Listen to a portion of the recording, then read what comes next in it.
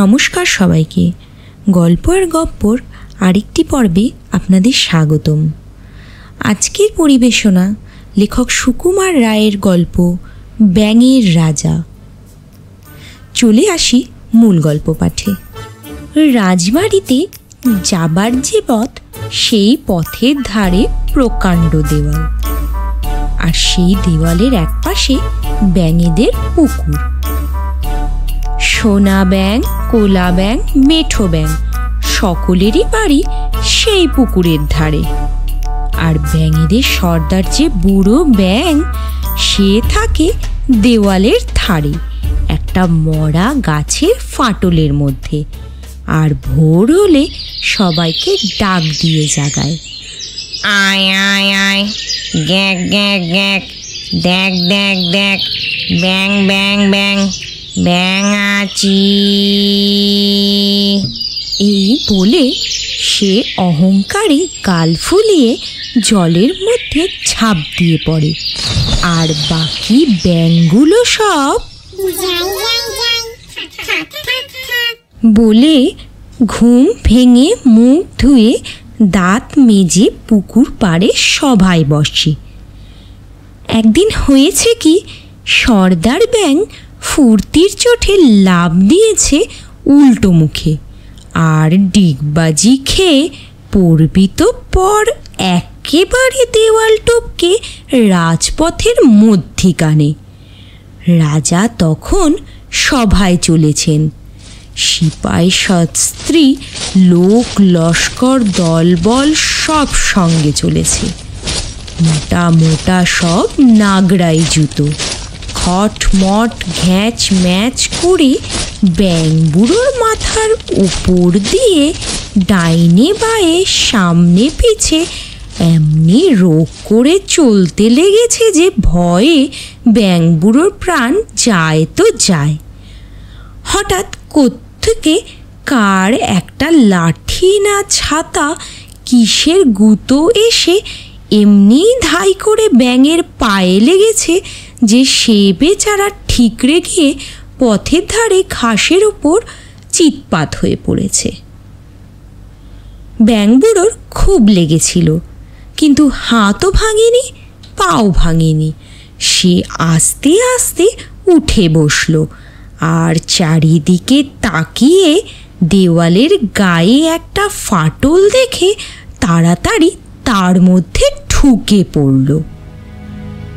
সেখান থেকে খুব সাবধানে মুখ বার করে সে চেয়ে দেখল, মাথায় মুকুট, রঙিন পোশাক রাজা আলু ঝলমল চতুর্দোলায় চড়ে সভায় যাচ্ছেন, আর লোকেরা সব রাজা রাজা বলে নমস্কার করছে, নাচছে, গাইছে আর ছুটোছুটি করছে।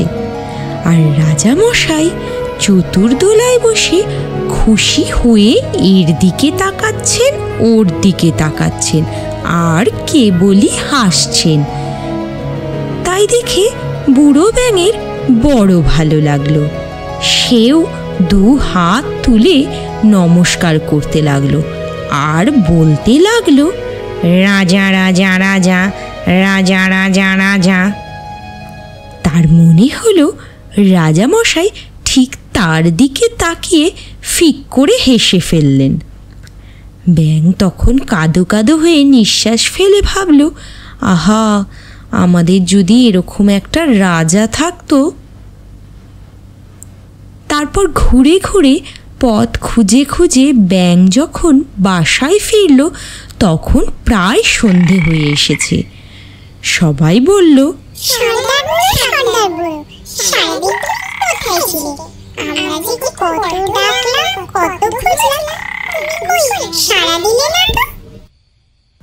সর্দার বলল, চোপ চোপ রাহো, রাজা দেখতে গিয়েছিলাম।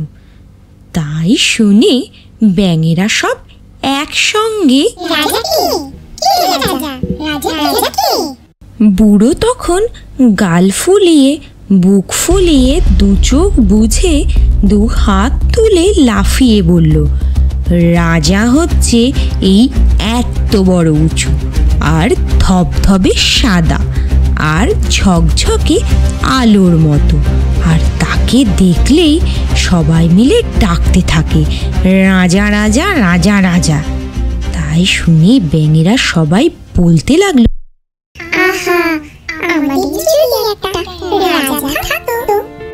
তাদের যে রাজা নেই এই কথা ভাবতে ভাবতে তাদের চোখ দিয়ে ঝরঝর করে জল পড়তে লাগলো। বুড়ো ব্যাঙ বলল, ভাই সকল, এসো আমরা রাজার জন্য দরখাস্ত করি। তখন সবাই মিলে গোল হয়ে বসে আকাশের দিকে চোখ তুলে নানান সুরে ডাকতে লাগলো,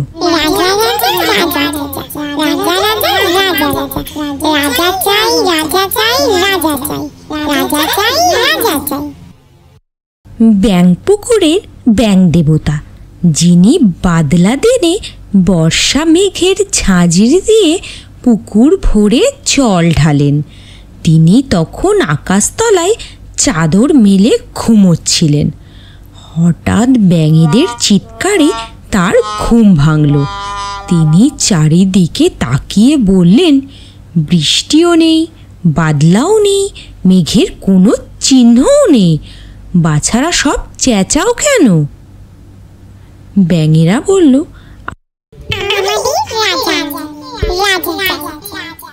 ব্যাঙ দেবতা বললেন, এই নে রাজা, বলে মরা গাছের একখানা ডাল ভেঙে তাদের সামনে ফেলে দিলেন। ভাঙা ডাল পুকুর পাড়ে হেলান দিয়ে দাঁড়িয়ে রইল।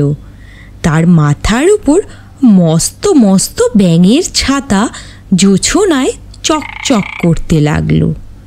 তাই দেখে ব্যাঙের ফুর্তি আর ধরে না।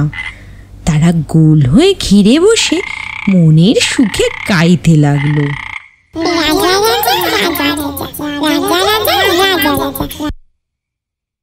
এমনি করে 2 দিন যায়, 10 দিন যায়। শেষটায় একদিন সর্দার ব্যাঙের গিন্নি বললেন, ছাই রাজা, কর্তা যে সেদিন রাজা দেখলেন এর চেয়ে সে অনেক ভালো। এ রাজা নড়েও না, চড়েও না, এদিকেও দেখে না, ওদিকেও দেখে না, ছাই রাজা। তাই শুনে সবাই বলে উঠল,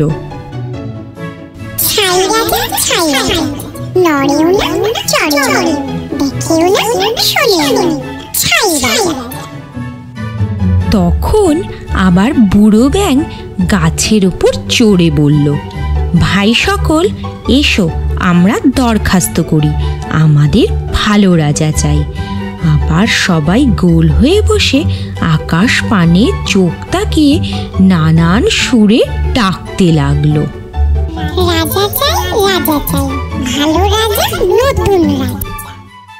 তাই শুনে ব্যাঙ দেবতা জেগে উঠলেন, ব্যাপারখানা কি?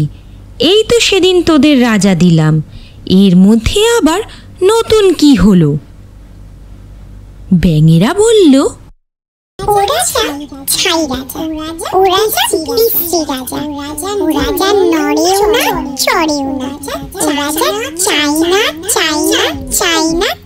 ব্যাঙ দেবতা বললেন, থাম তোরা থাম, নতুন রাজা দিচ্ছি।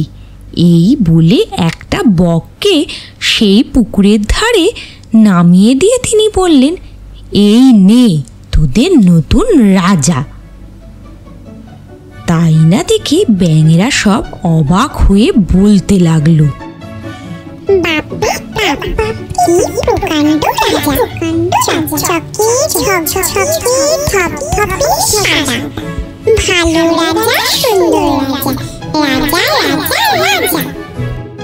বকের তখন খিদে ছিল না, মাছ খেয়ে পেট ভরাই ছিল, তাই সে কিছু বলল না, খালি চোখ মিটমিট করে একবার এদিকে তাকালো, একবার ওদিকে তাকালো। তারপর এক পা তুলে চুপচাপ দাঁড়িয়ে রইল। তাই দেখে ব্যাঙেদের উৎসাহ আর ধরে না, তারা প্রাণ খুলে গলা ছেড়ে গাইতে লাগলো। সকাল গেল, দুপুর গেল, বিকেল হলো, সন্ধ্যা হলো, তারপর ঘুটঘুটে অন্ধকার রাত্রি এলো। তখন ব্যাঙেদের গান গাওয়া বন্ধ হলো। তার পরের দিন সকালবেলায় উঠে যেমনি তারা গান ধরেছে অমনি বকরাজা এসে একটা গোবদা মতো মোটা ব্যাঙকে টপাস করে মুখের মধ্যে পুরে দিয়েছে। তাই দেখে ব্যাঙেরা হঠাৎ কেমন মুষড়ে গেল। তাদের রাজা রাজার গান একেবারে 5 সুর নেমে চলে গেল।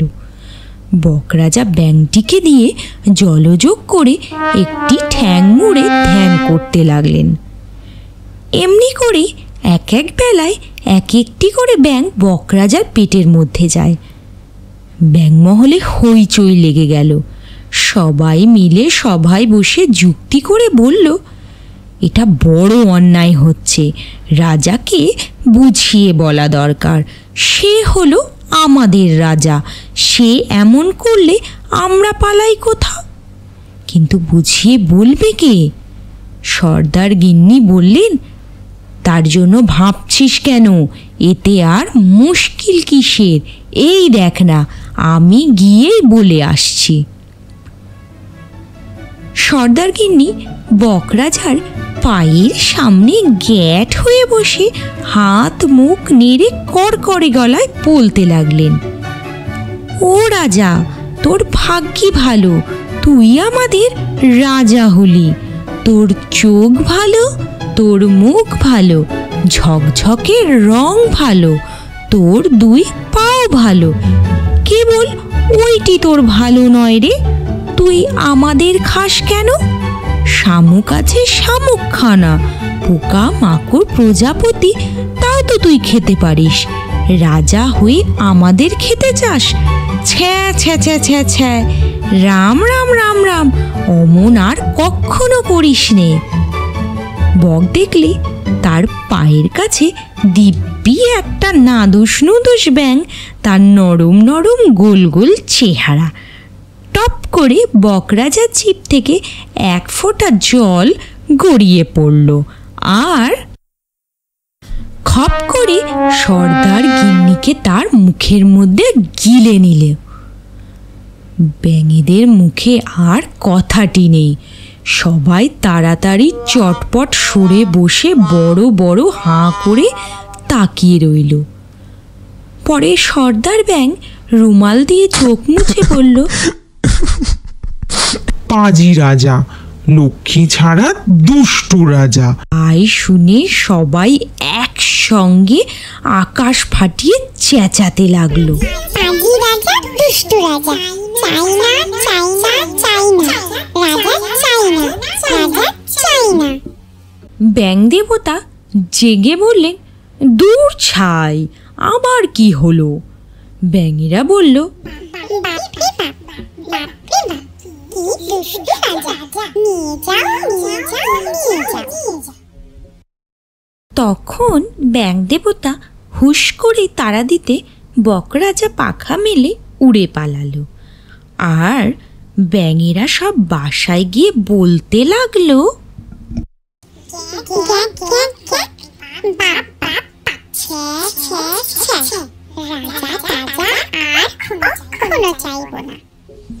আজকের এই গল্প পাঠটি আপনাদের কেমন লাগলো আপনারা অবশ্যই কমেন্টের মাধ্যমে জানান।